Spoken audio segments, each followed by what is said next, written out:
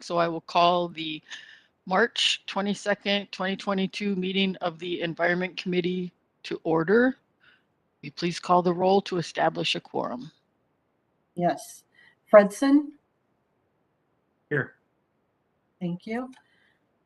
And I am monitoring for, has Councilmember Sterner joined us? He is not here at this time. I will watch for him.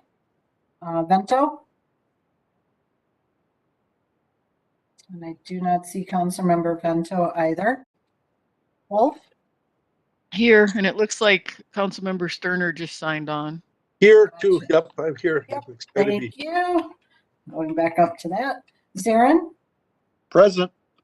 Thank you. And I want to acknowledge Chair Lindstrom will not be joining us today for the record. And I did notice Councilmember Vento has joined us and we're doing the roll call. Present. Thank you. So with that, I will read the chair's statement. The Metropolitan Council Chair has determined that it is not practical or prudent to conduct in-person meetings in response to the COVID-19 pandemic. Accordingly, committee members will participate in this meeting via telephone or interactive technology, and the meeting will be conducted under Minnesota Statute Section 13D.021. We encourage you to monitor the meeting remotely, and if you have comments, we encourage members of the public to email us at public.info@metc.state.mn.us, and we will respond to your comments in a timely manner. So next up is approval of the agenda, which, if there are no objections, we will consider approved. Does anybody have any objections to the agenda? Seeing none, we'll consider the agenda approved. And we will go on to the approval of the March 8, 2022 Environment Committee minutes. Do we have a motion and a second? Chair, I motion that we approve the minutes. This is Sterner. Thank you. We have a second. Vento seconds. Thank you. Is there any discussion? Then Susan, will you please call the roll? Yes, ma'am. Fredson? Aye. Sterner? Aye. Vento? Aye. Wolf? Aye. And Zarin? Aye. Thank you. Thank you. The minutes are approved. On our business agenda, the first item is 2022-34, which is a joint business item, carry forward budget amendment, and Mr. Gsellmeier and Ms. Grefig are here to present. Madam Chair, members of the committee, my name is Matt Gsellmeier, and I'm the Budget Manager in Environmental Services. I'm here with Margaret Grefig, who is our new financial analyst on the Environmental Services Finance team. Margaret will soon present our first quarter budget amendment, but before that, I would like to give her a brief introduction. Margaret joined the council last July. She comes to us with 15 years of experience working in finance and accounting at the YWCA. Margaret has a degree from the University of Minnesota, and in her time at the YWCA, Margaret worked on the annual budget process, worked in accounts receivable, and participated in the annual audit process. Since joining the council, Margaret has already made quite a few accomplishments. She was able to analyze our materials and supply spending and differentiate between inflationary increases and quantity increases. She also helped revamp this year's budget communication to be clearer and more succinct. Margaret also helped to enter this year's staffing budget, which can be quite challenging given that we have roughly 650 positions in environmental services with various unions, benefits, and payroll accounts. So with that, I am very happy to introduce Margaret Grefig, who will now present Environmental Services first quarter budget amendment. Welcome, Margaret. Thank you, Madam Chair and members of the committee. As Matt said, I'm Margaret Grefig, and I'm a financial analyst here at Environmental Services. Before you today is business item 2022-34JT, which is requesting approval to amend the 2022 operating budget. The Management Committee will hear this item tomorrow, and the full council will hear it on April 13th. This business item amends the 2022 unified operating budget by increasing revenues by $450,000 and increasing expenditures by $920,000. $450,000 of the increased revenue and increased expenditures is a result of the American Rescue Plan funds the state of Minnesota received in response to the COVID-19 pandemic. The Metropolitan Council Environmental Services Division received a total of $600,000 to support the ongoing study of SARS-CoV-2 using wastewater data. $450,000 will cover expenditures in calendar year 2022, and the remaining $150,000 will be budgeted in 2023. This business item also requests to carry forward a total of $370,000 of expenses budgeted in 2021, but not expended by year end. These carry forward requests do not represent additional spending for MCES. Requesting departments underspent their 2021 expense budgets by at least the amount of the carry forward request, and we have reviewed the request to ensure that all other qualifying criteria were met. Specifically, this carry forward includes the following items: $210,000 for the replacement of industrial control system server hardware. This project experienced delays in 2021 caused by supply chain and product availability issues. At this time, the majority of the components have been received, with the remaining items expected soon. $160,000 is for various desktops, laptops, and other small computer hardware required for a routine technology refresh. These purchases also experienced delays in 2021 caused by supply chain and product availability issues. We are expecting that these items will be delivered in April or May of 2022. And finally, this budget amendment requests an increase in the regional administration expense recognized in the environmental services budget. The additional RA investments in human resources, audit, and OEO will increase the allocation to environmental services by $100,000 in 2022. Thank you for your time. And with that, I will stand for any questions. Thank you. Are there any council member questions? If there are no questions, we would be in want of a motion. Councilmember Zarin, did you have a question or you want to make a motion? Comment, and then I'll make the motion. I'm just glad that we're studying SARS-CoV-2. I think it's a really important thing. So I will move the business item. Thank you. Is there a second? Redson will second. Perfect. Thank you.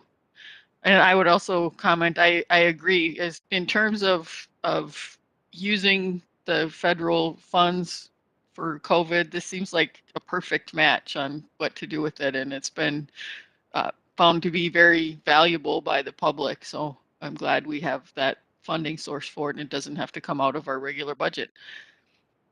Susan, would you take the roll? Yes. Redson, Aye. Sterner, Aye. Vento, Aye. Wolf, Aye. and Zarin. Aye. Thank you. Thank you. That passes. Thank you for your presentation. Thank you.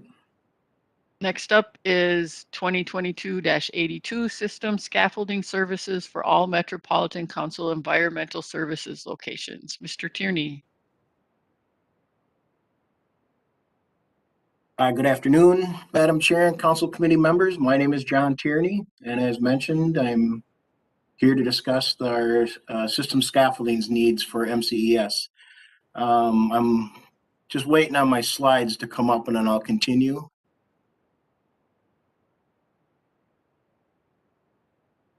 Yes, it looks like Jason is bringing that up now.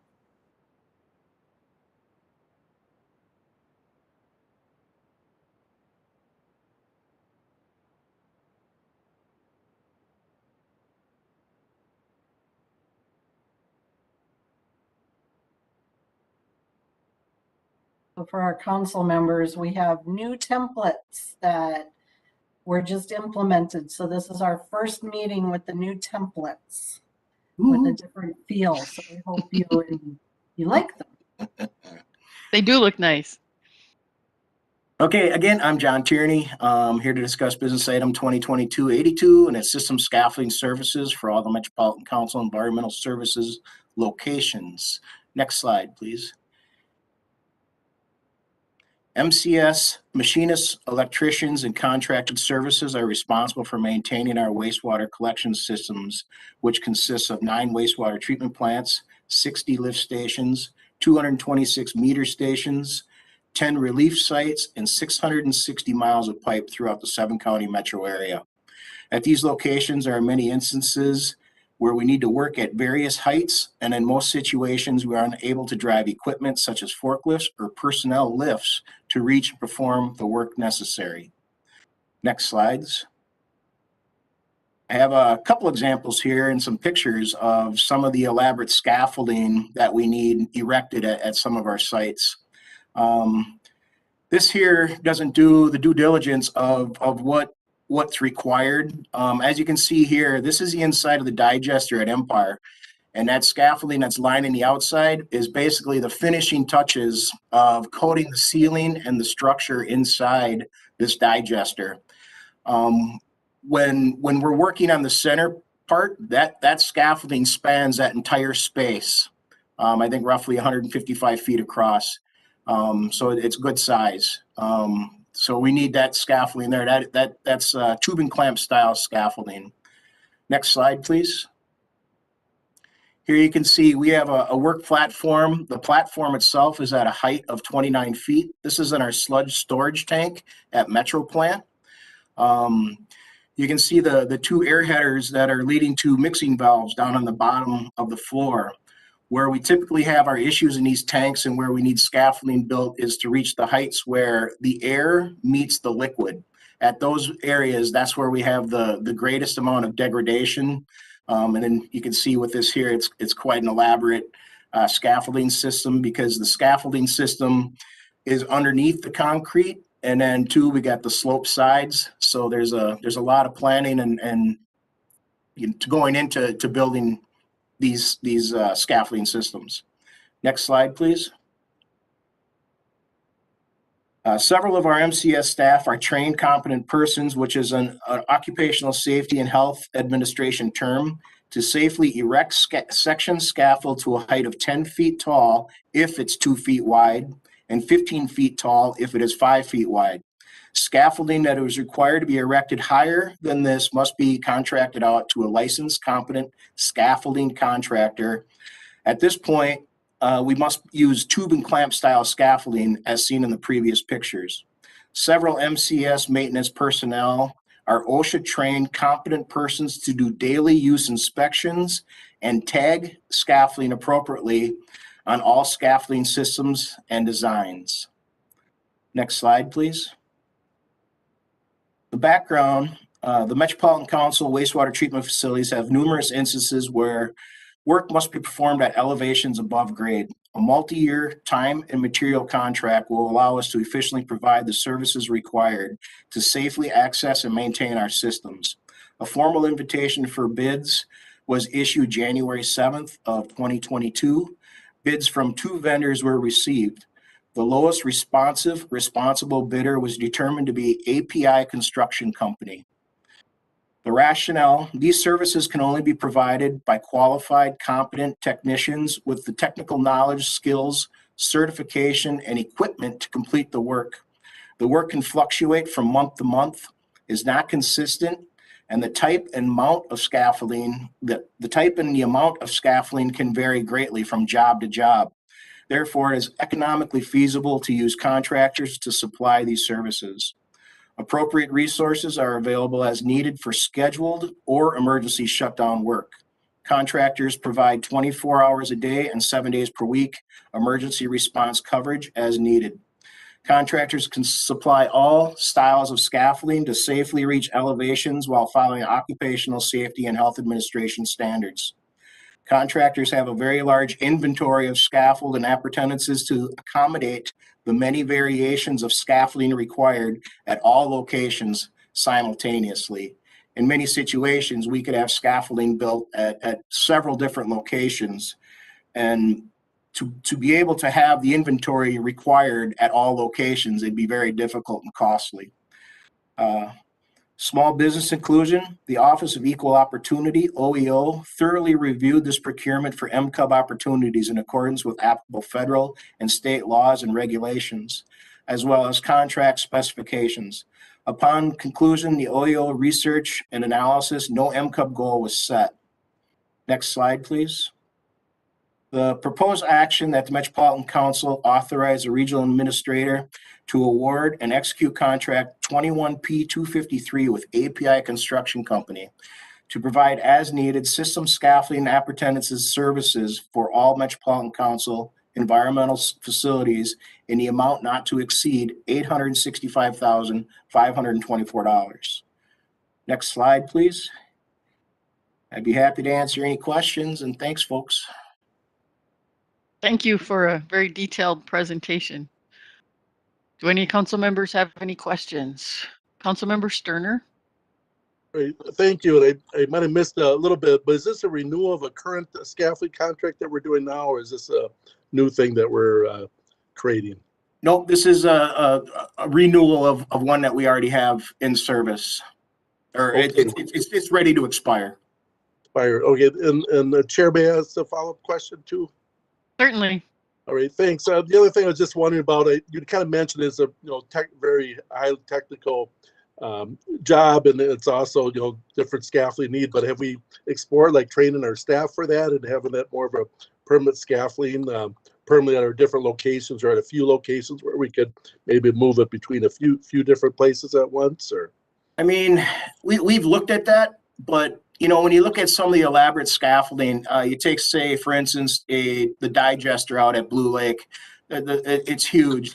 In order for us to have transport, erect these systems would take a ton of manpower. Not to mention just the inventory alone. Yes, we could probably do it, but it's just not feasible. It's not our core competency for one. And it's best just to contract this out. okay, thank you. I'm complete. Thank you. Councilmember Zarin? Yeah, I just want to make a comment, if I will, if that's okay, Chair. Yes. The amount of scaffold that's needed in various different places, it's mind-blowing. The amount that's needed for specific time periods. And to have staff that are trained and to be able to build that, it doesn't seem like it would be that hard to do, but it logistically it's really difficult. I've experienced this personally, and it's a really important thing to have. There's not very many contractors that have the magnitude of scaffold that's going to be needed on a digester like that. I don't know what the diameter of that digester is, but when you create a dance floor all the way across there to be able to paint that, that's a tremendous amount of scaffolding. And we don't want to own that stuff. We want somebody else to own it. I'm a fan of self-performing as many things as possible, but Absolutely. in this case, this is a great use of council funds. Thank you. Yes, I agree. I do have pictures of the mentioned dance floor, but it doesn't do it justice because underneath of it, it's pretty dark, but it's mind blowing how much time, resources, how many trips in and out of that digester they need to make to build such an elaborate scaffold. It is impressive, but yeah, it just would take so much time and resources. It's just, like I say, it's not our core competency, and we trust the companies that we work with. And we do have people on staff that can inspect it and make sure it's safe. So I think this is great use. I'll move the item. Thank you. Is there a second? Vento seconds. Thank you. And I would agree. Having people that can respond 24/7 with all of the specialized training and everything, not just the actual equipment, but staffing for 24/7 emergencies, it wouldn't be cost effective for us to do that in-house. So I appreciate the thoughtfulness of the presentation and of the contract. Susan, can you take the roll, please? Yes, Madam Chair. Fredson. Aye. Sterner. Aye. Vento. Aye. Wolf. Aye. And Zarin.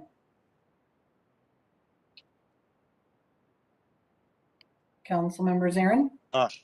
Okay, I keep muting myself. Aye. Thank you. Thank you. That item passes.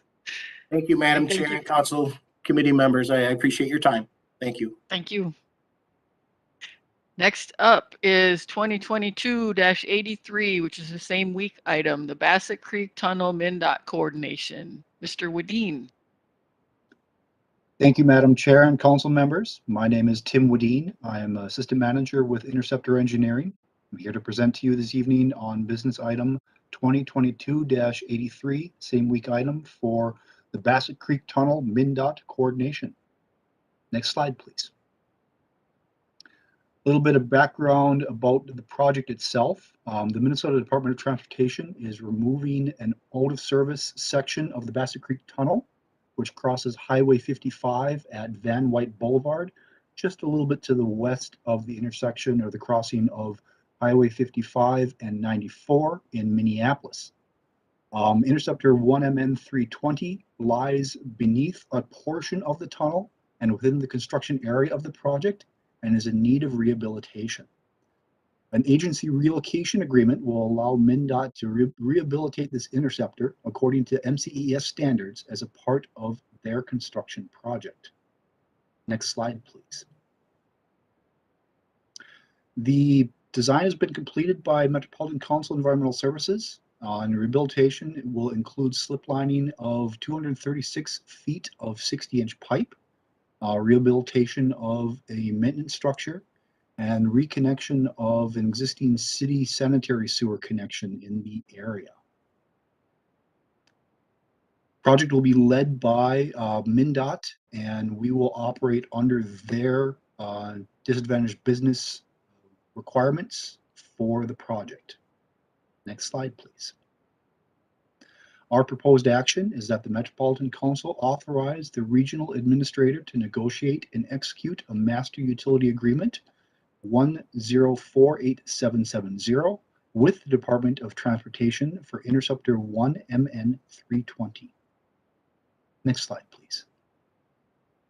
With that, I'm available for questions. Thank you. Are there any council member questions? Not seeing any. Do we have a motion? This is Sterner. I'd make a motion to approve the item. Thank you. Is there a second? That's no second. Thank you. You guys are all so hesitant to make motions in second. Susan, can you take the roll, please? Yes. Fredson, Aye. Sterner, Aye. Vento, Aye. Wolf, Aye. and Zarin. Aye. Thank you. And council member or committee member Wolf, was the second Fredson? Just for Yes. clarification. Okay, thank you. So that item passes. Thank you. Next up is 2022-84 Security Officer Services Contract 21P214. Mr. Young. Thank you, Madam Chair and members of the committee. My name is John Young. I'm the Fleet and Facilities Manager for Environmental Services. I'm presenting business item 2022-84. This business item requests approval of a contract for regular security guard services for Metropolitan Council Environmental Services locations, as well as 390 North Robert Street. The licensed contractor will provide professionally, fully trained, and qualified uniformed security officers to perform security services reasonably necessary to protect the council for unauthorized entry, vandalism, theft, and other similar damage. The contractor staff will have full responsibility for securing the buildings, the grounds, the entrances of the council locations, and provide a safe and secure work environment. Appropriate procurement processes were followed for this procurement. The council received 5 proposals to be evaluated for the consideration of award.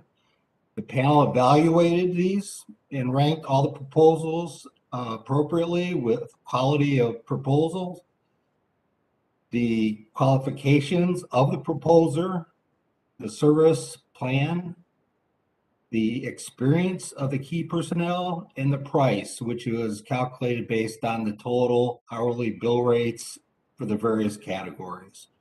The evaluation panel determined that their proposal submitted by Securitas Security Services USA Incorporated was the most advantageous to the council and recommended for award. Annual funding of these services is provided by the Metropolitan Council Environmental Service Operating Budget. The Office of Equal Opportunity assigned Metropolitan Council underutilized business goal of 8% for this project. The Office of Equal Opportunity has determined that the recommended proposer has met the Metropolitan Council's underutilized business contract requirements for this project. Therefore, Madam Chair and members of the committee, I move that the Metropolitan Council authorize the regional administrator to negotiate the contract 21P214 with Securitas Security Services USA Incorporated to provide security services for Metropolitan Council Environmental Services and 390 Robert Street facility in the amount of $4,470,000. Thank you, Madam Chair and members of the committee. I'll stand for any questions. Thank you. Is it the same people that are doing it now or a different company? It is the same people. Okay, thank you. Are there any other questions? Councilmember Sterner. How much of a difference is it with the current contract, the amount of money, more or less? It's more, it's roughly 150,000 more annually for all of the sites that we cover. Could I do a follow-up question, Chair? Go ahead. Was there any other bidders on this contract at all? Yes, there was 5 proposals.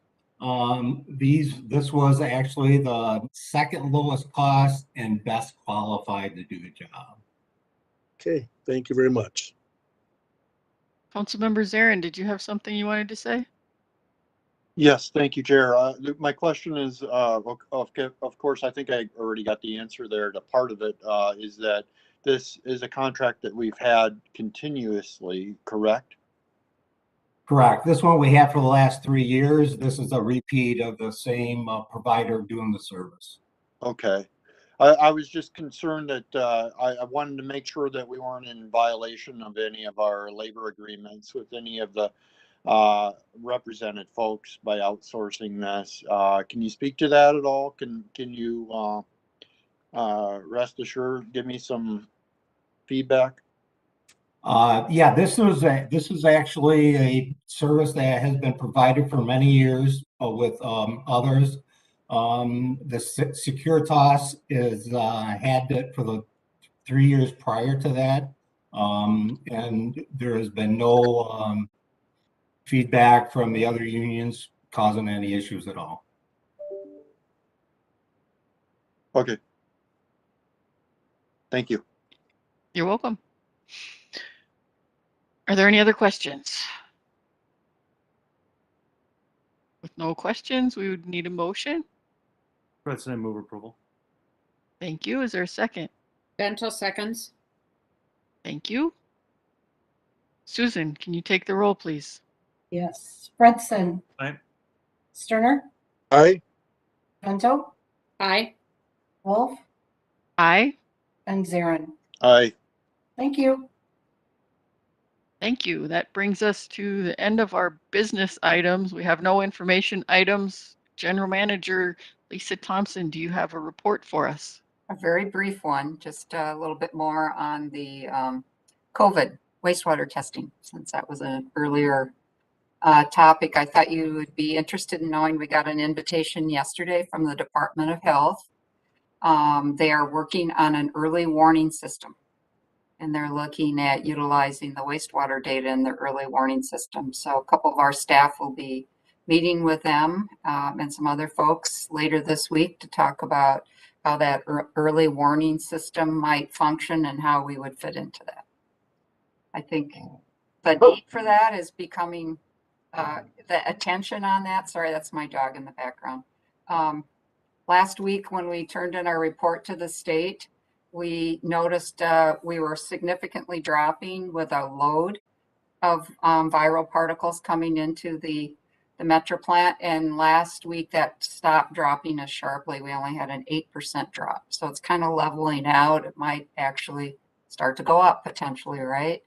Then this BA2 variant went from 17% of the load the previous week up to 42% last week. So the switch between the two variants is happening now pretty rapidly.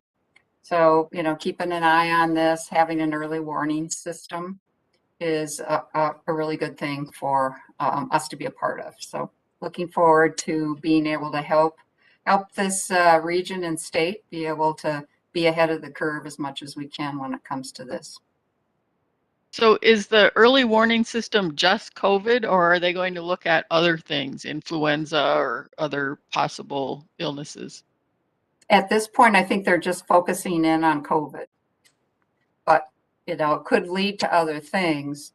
Anything they can provide the makeup, the RNA makeup for another virus strain that could be of concern. So theoretically, it could lead to early warnings on different flu strains in the future. Right now, as far as we are aware, they're only focusing on the COVID. Thank you. Mm-hmm. Do any other council members have questions?